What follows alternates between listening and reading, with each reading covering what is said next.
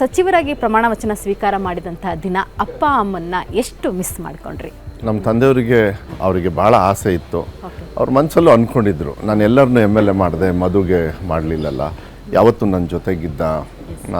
ಅವರು ಏನೇ ಹೇಳಿದ್ರು ನಾನು ಲೈನ್ನ ದಾಟಲಿಲ್ಲ, ನನ್ನ ಜೀವನದಲ್ಲಿ ಒಂದು ಲೈನು ದಾಟಲಿಲ್ಲ. ಒಂದು ಸತಿ ಕನ್ವಿನ್ಸ್ ಮಾಡೋಕ್ಕೆ ಟ್ರೈ ಮಾಡಿದೆ, ಯಾವುದೋ ಒಂದು ನಮ್ಮ ಇಂಟರ್ನಲ್ ವಿಚಾರದಲ್ಲಿ.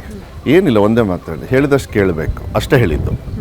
ಅದು ಬಿಟ್ಟರೆ ಅಫ್ಕೋರ್ಸ್ ಅವ್ರು ತೀರ್ಕೊಂಡು ಹೋದರು. ಅದಾದಮೇಲೆ ನಾನು ಶಾಸಕನಾದರೆ ಅಮ್ಮ ಇದ್ದರು.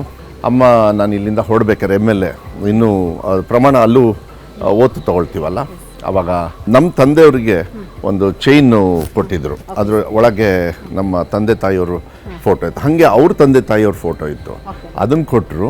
ಪ್ಲಸ್ ನಮ್ಮ ತಂದೆಯವ್ರು ಹಾಕ್ಕೊಂಡಿರೋ ವಾಚು ಮತ್ತು ಒಂದು ಬ್ರೇಸ್ಲೆಟು ಅಮ್ಮ ಹೇಳಿದರು ನೀನು ಹಾಕಬೇಕು ಅಂದರು. ನಾನೊಂದು ಉಂಗುರ ನಮ್ಮ ತಂದೆಯವರಿಗೆ ಆ ಟೈಮಲ್ಲಿ ಅವ್ರು CM ಇದ್ದಾಗ ತೊಗೊಂಡಿದ್ದೆ, ಅದನ್ನೊಂದು ಕೊಟ್ಟರು.